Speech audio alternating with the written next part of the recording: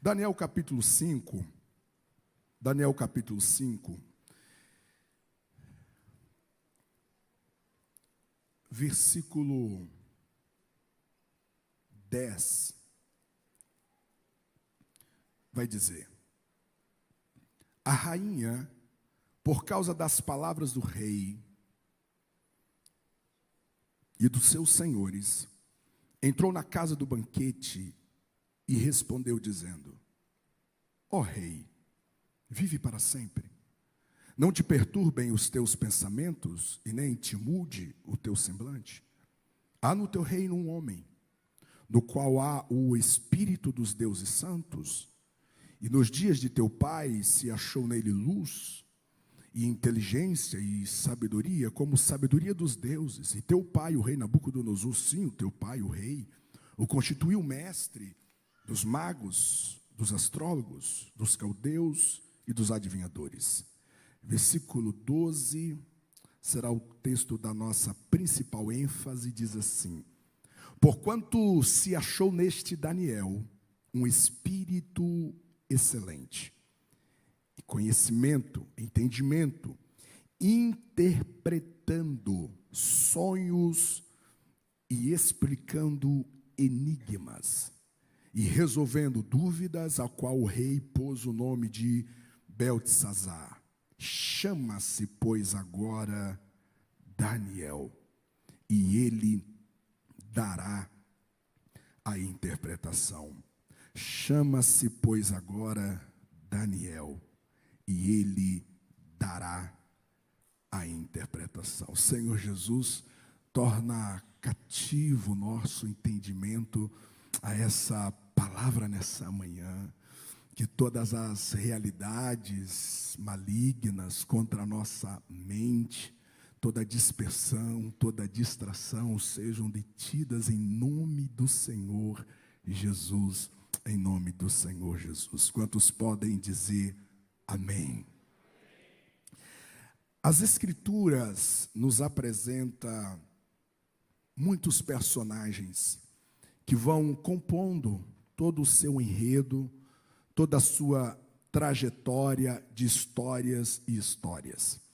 Entre esses personagens, existe um fator muito interessante que a Bíblia jamais vai ocultar, ela jamais vai esconder: erros, vacilos, quedas, escolhas e decisões erradas que jamais devem ser imitadas. Por mais que esse personagem tenha protagonizado uma história relevante dentro do enredo bíblico, a Bíblia jamais vai dar um jeitinho para mascarar a vida dessas pessoas ocultando os seus erros. A Bíblia ela é realista.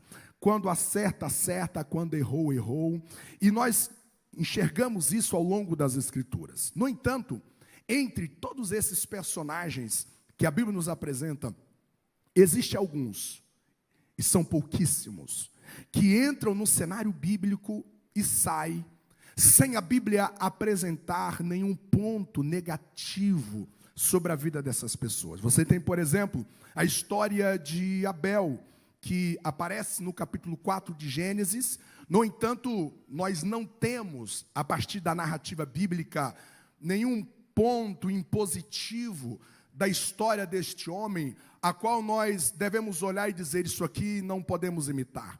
Tudo o que Abel faz deixa-nos exemplo e legado para a nossa fé e a nossa caminhada. No entanto, a história de Abel é uma história muito curta, é uma história muito pequena. Você tem outros personagens que também têm essa qualidade de entrar no cenário bíblico e sair sem a Bíblia nos apresentar nenhum ponto negativo. No entanto, Daniel se destaca entre todos esses personagens pelo fato que a Bíblia em nenhum momento nos aponta algum erro, algum defeito, algum equívoco de caráter, alguma decisão que ele tomara que foi contrário à vontade do Senhor. Daniel aparece no cenário bíblico, e por que ele se difere entre os personagens que também a Bíblia não apresenta defeito? É porque Daniel tem um livro dedicado à sua vida e ao seu ministério. Então eu posso dizer que Daniel é o único personagem, claro, depois de Cristo, que entra no cenário bíblico com uma grande porção dedicada à sua biografia, e com toda essa porção gigantesca de anos narrados sobre a vida desse homem, esse homem entra e sai do cenário bíblico sem a Bíblia nos apresentar uma única atitude que Deus olhou e reprovou. E talvez a gente possa pensar, Daniel, ele teve essa qualidade pelo fato que ele viveu em uma terra de avivamento. Ele viveu em um cenário que tudo favorecia a sua piedade, que tudo favorecia a ele desenvolver a sua espiritualidade, negar o pecado, renunciar ao pecado. Com certeza Daniel foi um personagem privilegiado. Se eu, por exemplo, se eu tivesse nascido em uma casa, em um lar, em uma família que servisse ao Senhor, se eu tivesse nascido em uma casa cujo ambiente fosse favorável à minha vida cristã, certamente eu teria errado muito menos. De fato, existe um aspecto de verdade nisso, mas o texto vai nos dizer que Daniel, ao contrário do que poderíamos pensar, Daniel, ele está inserido em um contexto terrivelmente hostil. Daniel, os estudiosos, eles vão apontar, e é claro que quando nós falamos de datas, a gente sempre trabalha com margens relativas, mas a maioria dos estudiosos vão apontar que Daniel, ele vai ser levado cativo para a Babilônia com aproximadamente 14 anos de idade. Babilônia, para que você possa se inteirar, era o lugar mais pagão da época. Babilônia é uma cidade tão carregada de luxúria, de paganismo, de idolatria, de orgias. Babilônia é um lugar tão demoníaco, satânico, que quando você chega no Apocalipse, no capítulo 17, no capítulo 18, Babilônia, ela passa a representar a soma de toda a rebelião humana contra Deus. Babilônia é um ambiente terrivelmente desfavorável para qualquer viver uma fé genuína e verdadeira. De modo que Daniel, aos seus 14 anos, ele é deslocado do seu país de origem, ele é deslocado do lugar a qual ele estava ladeado, da sua família, dos seus amigos, do templo, de uma fé genuína, de uma fé monoteísta, e agora ele é levado prisioneiro, cativo à Babilônia, e esse é o ambiente a qual ele vai viver até o fim dos seus dias. Ele está inserido em um ambiente carregado, ele está envolvido, inserido em um ambiente terrivelmente, cujos principados, potestades, hortes infernais dominavam o governo, dominavam a moral, dominavam a política dessa cidade. Ele estava em um ambiente totalmente contrário à sua fé. Havia uma conspiração absoluta aos valores que Daniel acreditava e vivia ao Deus verdadeiro. De modo, essas informações me faz crer que a minha integridade, ela não é refém dos ambientes a qual eu estou inserido. Não há uma justificativa bíblica para você dizer que você não está vivendo a sua fé genuína, você não está vivendo o amor verdadeiro, porque o ambiente que você está, o ambiente político, o ambiente social, o ambiente econômico, você vai dizer que as pessoas que estão à sua volta são pessoas que não concordam com você, são pessoas que não te apoiam. Então, por causa desse contexto, por causa desse ambiente, por causa desse cenário, você não consegue ser uma pessoa fiel à sua esposa, você não consegue ser um pai por excelência, você não consegue ser uma esposa que honra, uma esposa sábia, você não consegue ser um cristão assíduo, você não consegue ser um cristão fiel, verdadeiro, porque afinal nós estamos no final dos tempos, os dias são difíceis, os dias são selvagens. Logo eu olho para a minha volta, existe esterilidade à minha volta, a todo lugar, por isso que eu não consigo viver uma fé verdadeira, eu não consigo viver uma vida cristã fervorosa, por causa do ambiente a qual estou. A história de Daniel e de tantos outros homens vem nos ensinar que o ambiente a qual estou inserido não é maior do que aquilo que eu carrego dentro de mim. Aquilo que eu creio, aquilo que eu confio, aquilo que eu defendo, aquilo que norteia a minha vida precisa transcender qualquer conspiração externa à minha fé, à minha santidade. Não há justificativas bíblicas para defender uma vida vazia, uma vida morna, uma vida não autêntica. Não há justificativa bíblica para que eu venha viver uma vida vazia do Espírito Santo, porque eu estou em uma Babilônia que não favorece a minha vida com Deus. A história de Daniel me aponta que é possível você viver uma integridade ao Senhor, viver uma santidade ao Senhor, mesmo em meio a cenário desfavorável. Você está aqui, diga amém. Diga aí para quem está ao seu lado, não seja refém do cenário.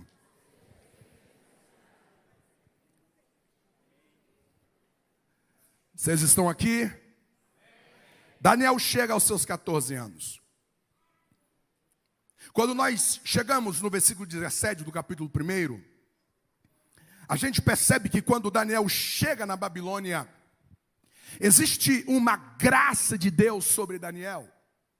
Embora que a palavra dom não aparece no texto, mas por inferência está muito explícito no texto que Deus deu a ele um dom, uma graça sobrenatural para interpretar sonho e visão. Daniel recebe um dom, Daniel recebe uma graça do Senhor Jesus. E é interessante porque não tem ninguém sonhando à sua volta. É interessante porque não tem nada de anormal acontecendo à sua volta. Mas lá estava o dom de Deus sobre a vida de Daniel. Eu preciso te lembrar que dentro do cenário bíblico vai acontecer um sonho. Vai acontecer uma visão misteriosa no capítulo 2. Mas quando a visão aconteceu, quando o sonho aconteceu, o texto vai nos dizer que Daniel já havia recebido o dom do Senhor Deus. Eu quero te lembrar essa manhã que a provisão de Deus antecede a necessidade diante de nós.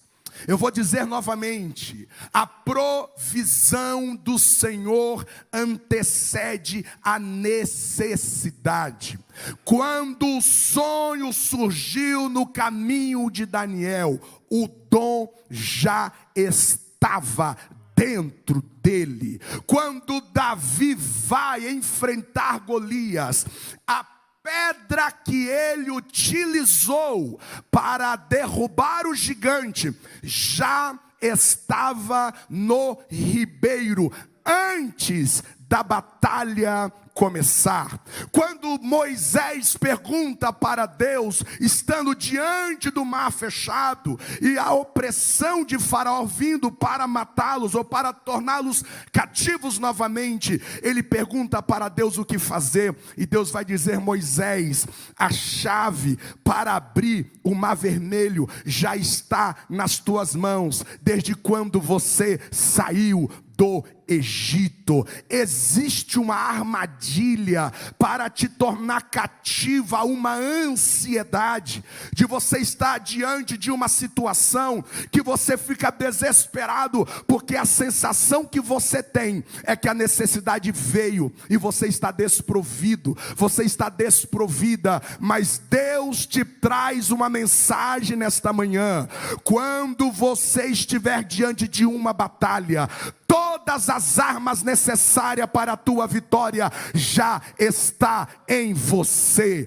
Quando você estiver diante de uma necessidade, o Deus que provê, o Jeová Jiré, já terá colocado dentro de você toda a necessidade. Você crê nessa palavra? Diga: creio. Faraó tem um sonho. E o sonho que ele tem é perturbador. O sonho que ele tem tirará sua paz. O sonho que ele tem vai roubar toda a sua tranquilidade. E então, Nabucodonosor chama os adivinhos, chamará todos os astrólogos, todos os funcionários do palácio. E então ele faz uma solicitação insana. Ele vai dizer o seguinte: eu tive um sonho, e esse sonho é perturbador, e eu quero que vocês então contam para mim a interpretação deste sonho. Então os adivinhos dizem: ok, então conte qual é o sonho e nós daremos a interpretação. E então Nabucodonosor vai dizer: não, eu não vou contar o sonho. Eu quero que vocês contam a interpretação sem eu contar o sonho. Você imagina alguém dizer assim, os adivinhos dizem assim: o que ele tomou no café da manhã hoje? Porque não faz sentido ele querer uma interpretação, sendo que ele nem contou o sonho, ninguém sabe. Não faz sentido ele querer uma resposta a isso, sendo que ele não compartilhou conosco. E Nabucodonosor, ele permanece incisivo. E quando ele percebe que nenhum daqueles homens conseguiram dar a interpretação sem saber do sonho, ele fica enfurecido. Ele fica enfurecido e então ele dá uma sentença: todos os funcionários do palácio, todos os homens que ficam no palácio, eles serão mortos. Há uma sentença de morte, porque são incompetentes, não conseguem resolver o meu dilema. E então a guarda do palácio começa a reunir as pessoas que faziam parte da corte para executar a sentença do rei. E de repente eles chegam na casa de Daniel. E Daniel: nós vamos te prender, porque você vai ser executado. Mas executado por quê? É porque o rei, ele teve um sonho, e ele está perturbado, e ele chamou todos os adivinhos para trazer a interpretação, mas ele não quer contar o sonho, e então agora ele está enraivecido, ele está com ira, e ele decidiu matar todo mundo da corte. Você faz parte da corte, logo você vai morrer. Então Daniel diz assim: pede o rei um tempo. E quando os guardas saem, Daniel reúne os seus amigos, Sadraque, Mesaque e Abednego, e diz assim: olha, o rei teve um sonho, ninguém viu, ninguém sabe, mas nós conhecemos alguém que sabe de tudo. E eles foram orar. E a minha primeira pergunta é: Daniel, você tem um dom, para que orar? Porque o dom é uma capacidade espontânea que transcende os nossos controles. Podemos pensar: já tem um dom, então vai lá. Mas não, ele vai orar, porque o que ativa o dom de Deus em nós é a oração. O que ativa aquilo que Deus nos deu é exatamente a circunstância. E eles vão orar. E quando eles estão orando, Deus visita Daniel. E Deus conta todo o segredo do sonho de Nabucodonosor. E quando Daniel entra na presença de Nabucodonosor, o texto diz que ele dá toda a interpretação. E ele é salvo da morte. E todos da corte também foram salvos da morte. E aqui eu quero chamar a sua atenção para um ponto importantíssimo dessa manhã. Se Daniel dá uma interpretação errada, todos morreriam. Se Daniel interpreta equivocadamente o sonho, todos iriam morrer. Você pode dizer assim, como eu diz assim: interpretação errada mata. Você já parou para pensar Quantas mortes que sucedem. Meu presidente, o senhor quer pregar, meu presidente? Por favor. Hã? Não, aí eu fico constrangido aqui. Ó. Quantas mortes que se instalam porque nós interpretamos equivocadamente. Jacó viverá um luto que nunca aconteceu, porque ele olha para as túnicas de José, que está rasgada, salpicada de sangue, e a narrativa dos seus filhos, dos irmãos de José, é que ele foi devorado por uma fera. E quando Jacó olha a túnica, ela é real, ela é verdadeira, mas o sangue não era de José. O rasgo não era de nenhuma fera. Quando ele interpreta equivocadamente, ele vai chorar. E ele vai viver um luto, como se José tivesse morrido. Interpretações erradas fazem nós chorarmos dores desnecessárias. Interpretações equivocadas fez com que aqueles fariseus na casa de Simão olhasse para aquela mulher que eles chamaram de pecadora, mas o que eles não sabiam é que aquela mulher na boca de Jesus, ela já havia sido perdoada. Interpretações erradas faz nós interpretarmos equivocadamente pessoas.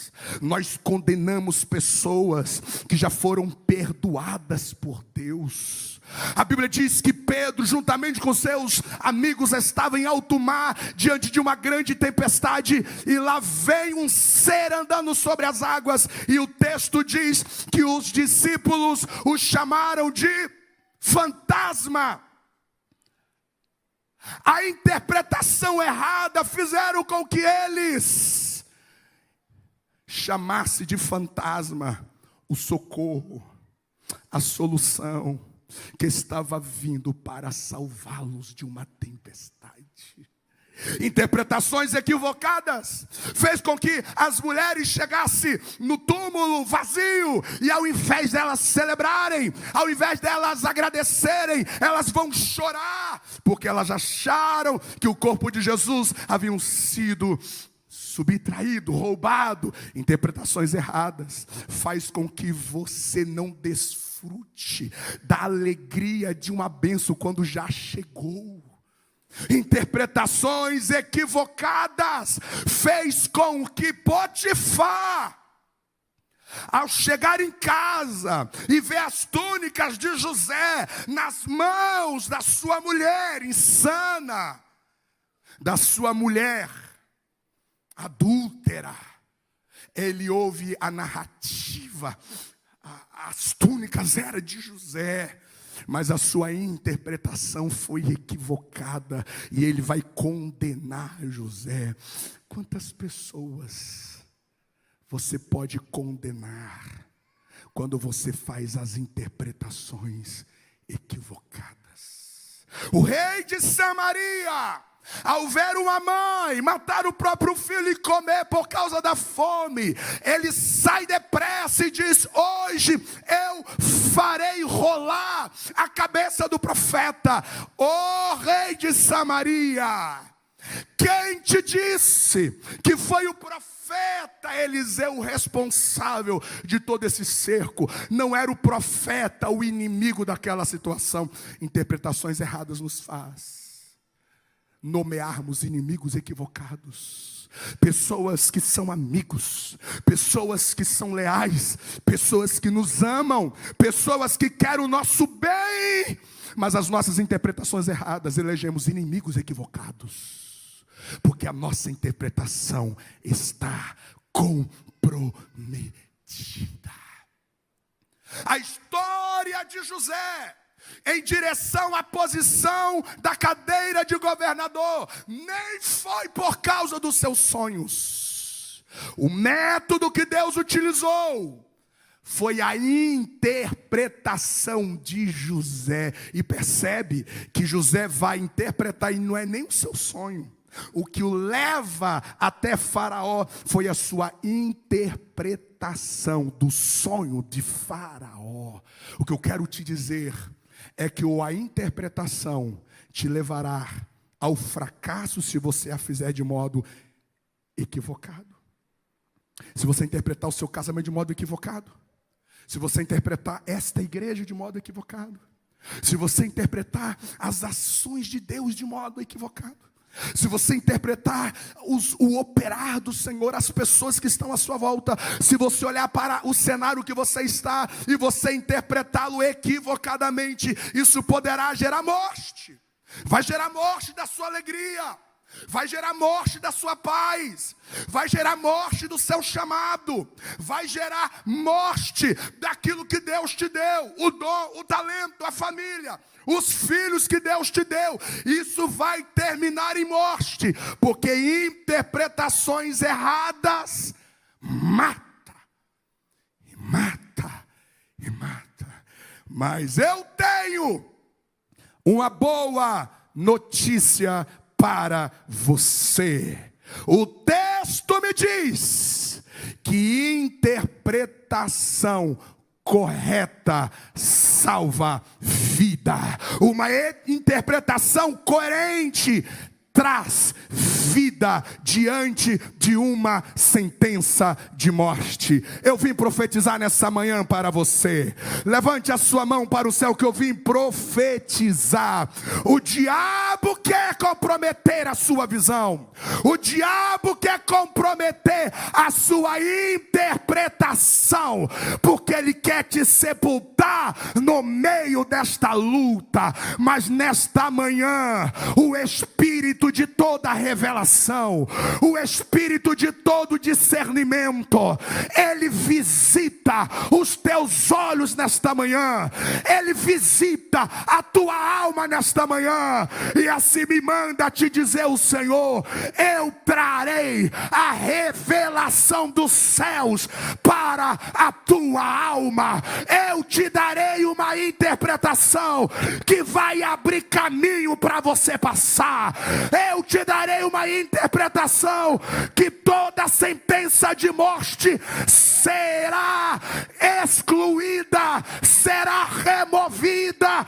Em nome de Jesus, você vai viver, a tua casa vai viver, o teu casamento vai viver, os teus filhos vão viver, o teu negócio vai viver. Quem crê nesta palavra, aplauda o nome do Senhor Jesus. Nós não andamos por vista, nós andamos por fé. Te prepara para Deus te dar discernimento. Aquilo que está por detrás das cortinas, aquilo que está por debaixo da superfície, Deus assoprará na tua alma verdades, aquilo que a terapia não descobre, aquilo que o remédio não descobre. O Espírito de revelação trará luz sobre a tua situação. Quem crê nesta palavra nesta manhã?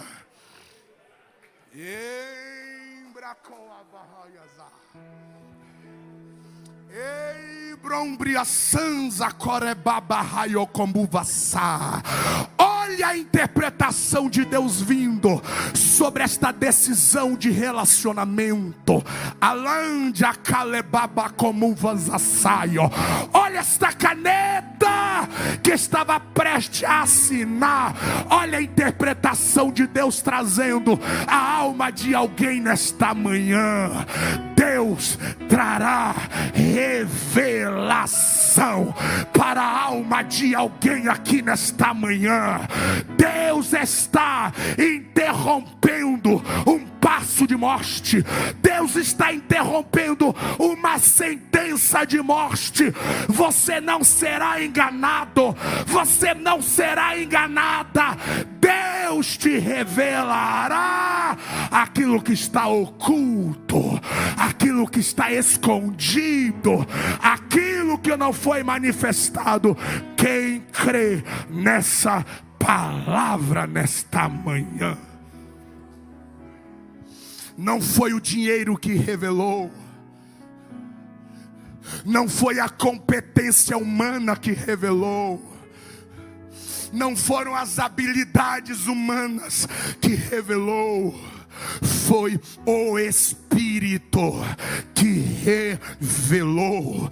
Deus te trará a interpretação para você não parar quando deve caminhar, para você não seguir quando você deve retroceder.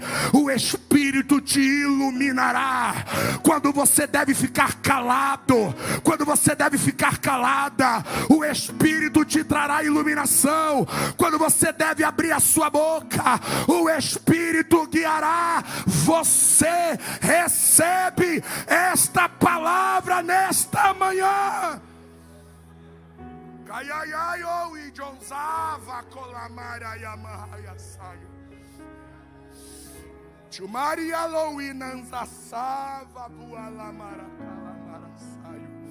Fracassamos e culpamos pessoas. Fracassamos e culpamos gente. E muitas vezes debitamos em contas erradas, quando na verdade nós deveríamos olhar no espelho e dizer: Deus, eu me arrependo, porque eu interpretei equivocadamente o cenário. Ao invés de nós debitarmos em contas erradas o que estamos sofrendo, nós devemos nos arrepender porque que nós fomos movidos pelas aparências, porque que nós fomos conduzidos pelas nossas experiências sensoriais humanas, quando na verdade, se nós orássemos, se nós entrássemos no nosso quarto, fechasse a porta, Deus revelaria. Quantas guerras erradas que nós entramos, porque nós fazemos interpretações erradas. Quando Davi teve as suas esposas e de todos os soldados subtraídos, enquanto eles estavam em guerra, eles chegaram lá então em Ziglag, estava tudo queimado a fogo. As suas famílias não estavam lá. Gente, a coerência humana, o bom senso. Ora, se roubaram a nossa família, claro que nós devemos ir. Mas o texto diz que Davi chega diante do sacerdote e consulta Deus. Nós devemos ir. Nós devemos perseguir os nossos inimigos. Sabe o que Davi está nos ensinando? Eu sei que o óbvio eu deveria ir, eu sei que o bom senso eu deveria ir, mas eu não me movo pelo óbvio, eu não me movo pelo bom senso, eu me movo pela autorização de Deus. Quando Deus disse: vá, eu te autorizo, eu te dou permissão, Ele vai, resgata a sua casa e destrói os seus inimigos.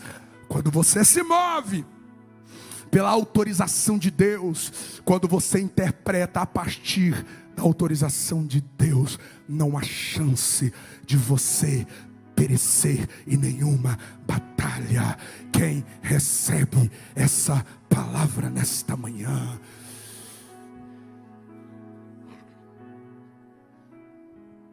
Quantas vezes Deus fala conosco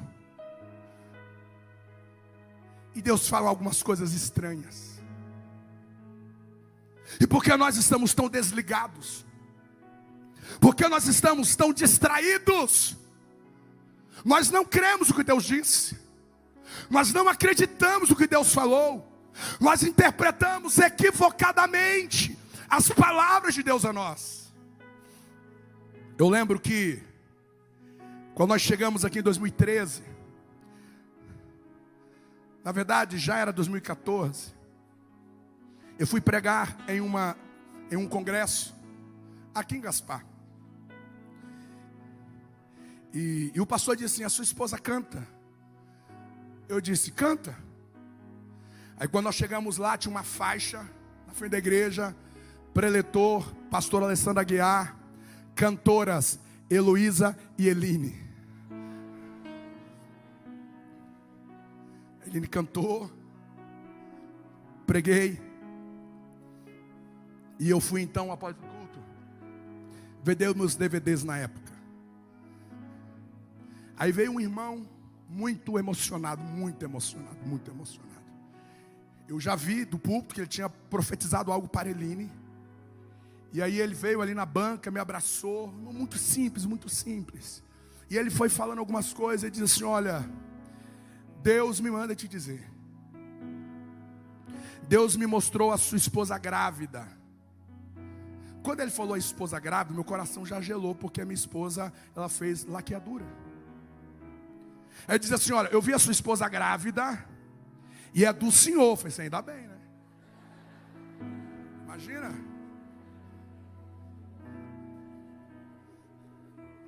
Eu vi a sua esposa grávida. Deus vai te dar uma criança. E Deus vai te levar para o norte. Quando ele falou da gravidez, o meu coração já foi assim, bambeando. Quando ele falou de ir para o norte, eu já vim do norte, eu já morei no norte. A minha pré-adolescência, a adolescência inteira foi no norte. Foi Deus, no norte de novo? Não. Ok, guardamos aquilo, voltamos para casa, eu e a Eline conversando dentro do carro, uma coisa meio... Não entendemos muito bem, mas guardando aquilo. Fui pregar lá no sudoeste do Paraná, um mês depois talvez. Aí a Eline estava na banca dos DVDs. E quando eu estava chegando, eu via um irmão profetizando para ela. E quando ele profetiza, ele diz assim: olha, eu vejo a irmã grávida. Aí a Eline esperou ele terminar de falar e disse: então, irmão, eu sou operada, eu não posso ter filho. Aí ele disse: então, são duas coisas. Ou é uma grande bênção financeira que Deus estará entregando vocês, ou é uma igreja que Deus estará colocando nas mãos de vocês para cuidar. Quando ele disse isso, a nossa interpretação ampliou. E quando o pastor Ediel, o pastor Nilton nos procurou e para nos falar do nosso primeiro setor que nós iríamos pastorear, nós voltando para casa, e veio dentro do carro uma luz. Meu bem, não é o norte do país, não era o norte do país, era a igreja que Deus estava nos entregando no setor Itopava Norte. E foi tão interessante, porque o primeiro domingo que nós assumimos a igreja era o Dia das Mães. Aí a gente tinha feito uma cirurgia, ela não pôde ir. E eu cheguei na igreja, eles trouxeram um buquê, e eles disseram assim: leva para a pastora Heloísa, porque ela é a nossa mãe. Tu entendeu? Se eu colocasse no meu coração uma incredulidade, porque eu não estava entendendo nada do que Deus estava me dizendo, a incredulidade brotaria e eu poderia comprometer os processos de Deus. Interpretações erradas geram incredulidade. Interpretações erradas faz portas fecharem. Mas quando Deus traz ao nosso coração a interpretação do céu, o que é estranho lança luz. Talvez você está vivendo uma situação nublada. Eu vim profetizar nessa manhã. Você que não está entendendo processos que você está vivenciando nesta manhã, Deus trará luz à sua alma. Deus trará luz ao seu entendimento. Tu não ficará confundido, tu não ficará confundida. Quem recebe essa palavra nesta manhã, aplauda o nome do Senhor Jesus. Eu termino dizendo, capítulo 3, a grande estátua de Nabucodonosor, a resiliência de Sadraque, Mesaque e Abednego. Capítulo 4, Nabucodonosor narra o tratamento de Deus ao seu orgulho. Quando nós chegamos no capítulo 5, no texto que nós lemos, Belsazar está diante de uma confusão, está diante de um dilema. Uma mão escreve na parede e ele não sabe. Novamente, ele convida, ele chama, ele convoca os adivinhos, os astrólogos, os responsáveis por todas as interpretações da Babilônia. Nenhum deles foram capazes de trazer a interpretação. De repente, a rainha chega. Por que você está abatido, ó rei? Há um homem nesse reino. Há um homem nesse reino. E esse homem carrega a interpretação que você precisa. Ninguém sabia onde que Daniel estava. Ninguém sabia onde que Daniel estava. Mas 3 coisas me chamam a atenção e aqui a gente termina. Primeiro, como que essa rainha sabia que aquele Daniel do capítulo 2, com aproximadamente 20 anos de idade. Você sabe quantos anos? Alguns estudiosos sugerem que Daniel estava aqui no capítulo 5. Ele estava com 80 anos. 80 anos. Quem é bom de português? De 20 a 80, tem quantos anos? 60 anos. Quase a idade do pastor Lediel.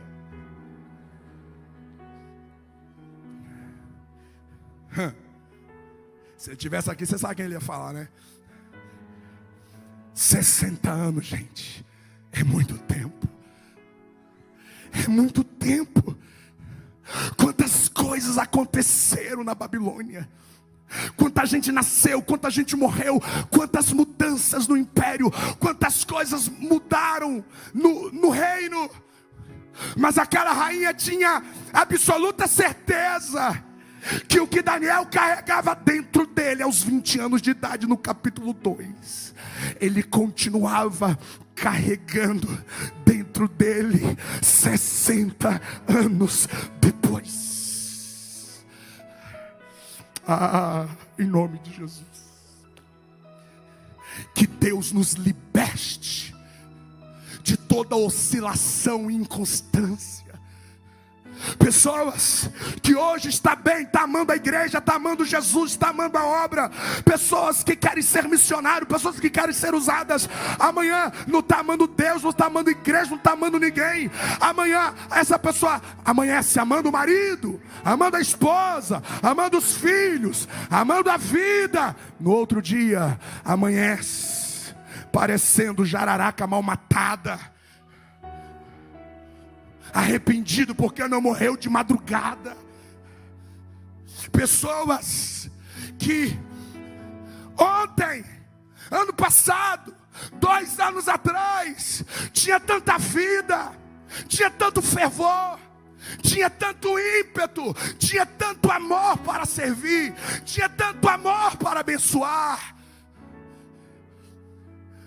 Mas passado-se uma estação, essa pessoa nem congrega mais. Essa pessoa renunciou dons, talentos, renunciou casamento, renunciou filhos, renunciou chamada. Pessoas que o tempo estragou, o tempo enferrujou a fé, o tempo deteriorou o primeiro amor. Era uma pessoa tão virtuosa. As palavras que saíam das suas bocas eram palavras de ânimo, de elogio, de afirmação. Hoje são murmuradores crônicos, língua felina, venenosa.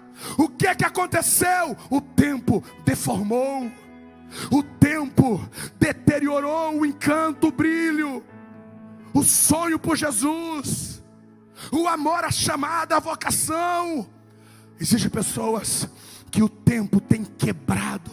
Meu Deus, 60 anos depois, esse homem continua carregando a mesma graça, carregando o mesmo dom, carregando a mesma interpretação, carregando a mesma ousadia, carregando a mesma autoridade. Eu vim profetizar nesta manhã.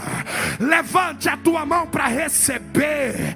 Ai, Josanza Calebori como vaza. Era losibiri colemanza. Recebe nesta manhã a graça da perseverança. Recebe nesta manhã a graça da persistência, a graça da constância. Vai passar dias, vão passar semanas, irão passar meses e anos, mas o amor na tua alma vai permanecer. Se alguém te encontrar daqui a 10 anos, você vai estar viva, você vai estar fervoroso, você vai estar em pé, você vai estar cheio. Recebe nesta manhã a autoridade para continuar, a ousadia para permanecer. Quem recebe esta palavra adora o nome do Senhor Jesus nesta manhã. Laia Zaracalaba.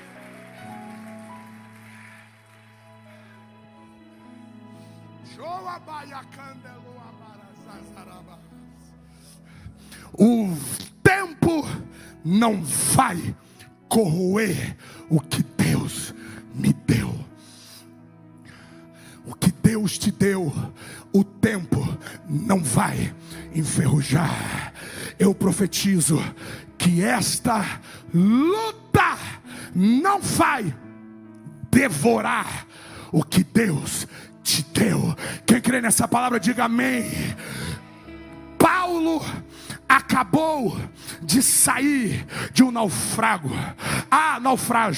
Ele acabou de sair de um naufrágio em que o navio se perdeu. Tudo que havia no navio se perdeu. Toda a carga, todo o alimento se perdeu. Quando aquele navio se quebrou, ele chega na ilha de Pátimo, ele chega na ilha de Malta. Uma serpente vai picá-lo.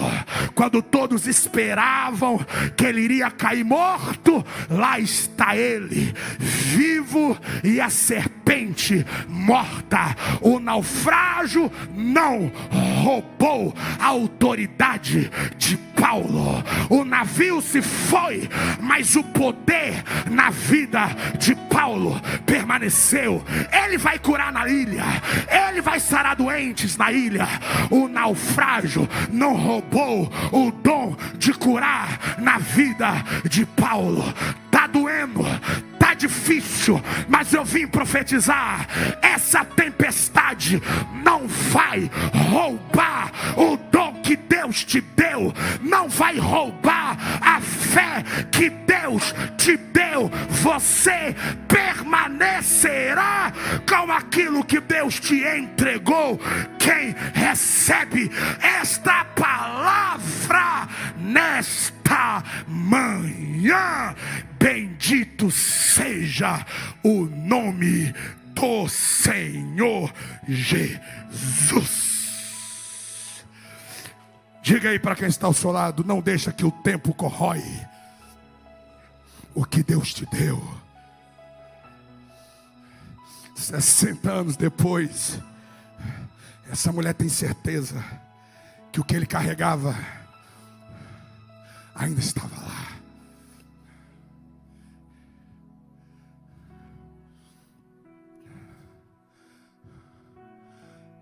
Pode chamá-lo. Ele está pronto.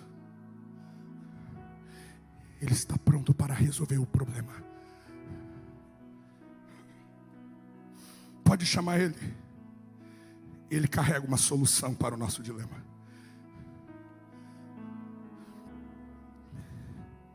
Quando é que Deus vai poder te chamar?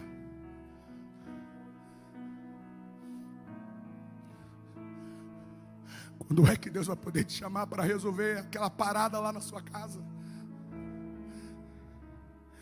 Quando é que Deus vai poder te chamar para resolver algumas broncas aqui nessa cidade? Quando é que Deus vai poder te chamar para resolver alguns dilemas de famílias, de casamentos? Quando é que Deus vai poder te chamar para resolver o pânico de alguém, o desespero de alguém?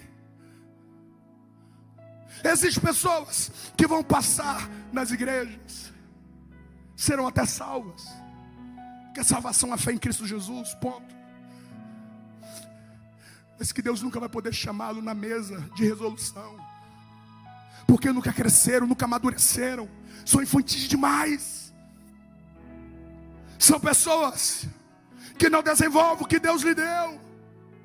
São pessoas melindrosas demais. Qualquer coisa quebra, qualquer coisa ira, qualquer coisa vira o rosto, qualquer coisa se afasta, se isola. Quando é que Deus poderá te chamar? Eu me recuso a estar nesse lugar. Que Deus não possa me chamar na sua mesa de resolução nesses últimos dias. Pode mandar chamar José. Tá, mas tem um dilema ali, o mundo vai morrer de fome. Ninguém vai saber interpretar. Não chama José, pode chamar José. José vai resolver esse dilema aqui. Pode chamar José. Pode chamá-lo, pode chamá-lo, pode chamá-lo. Tem 40 dias que está todo mundo com medo aqui. Está todo mundo envergonhado pelo insano Golias. Até quando nós vamos ver esse opróbrio, essa vergonha, essa humilhação? Saul não faz nada, o exército está com medo. Deus olha do céu e diz: manda chamar. Pode mandar chamar o menino. Pode mandar, mas ele é só um menino, ele é só um pastor de ovelha. Pode mandar chamá-lo, que o que ele carrega vai resolver o dilema da nação. Pode mandar chamá-lo. Deus pode te mandar chamar. Você está pronto para Deus te chamar e resolver algumas coisas nessa igreja? De você discipular pessoas nesta igreja? Deus pode mandar chamar para você acolher pessoas nesta igreja? Deus pode mandar chamar para você ser uma resposta resolutiva na história de alguém? Ou você vai viver os seus dias? Tanta gente sem sono, tanta gente em pânico, tanta gente em desespero, porque tudo que eles têm no palácio é insuficiente para resolver isso. É insuficiente. Somente os filhos de Deus carregam o Espírito Santo, capaz de interpretar e de ser uma solução, uma resposta assertiva aos dilemas da vida. Quando é que Deus poderá te mandar chamar? Quando é que Deus vai poder mencionar o seu nome para lhe enviar além do seu mundo e das suas 4 paredes? O que levou Daniel ao palácio foi o poder da interpretação que ele carregava dentro. Você não precisa arrombar a porta, você não precisa forçar a porta. Só persevere o que Deus te deu, que você será chamado. Você será chamada.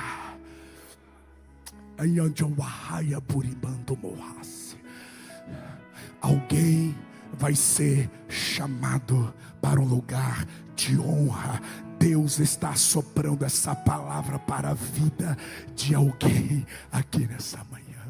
Ficamos em pé em nome de Jesus.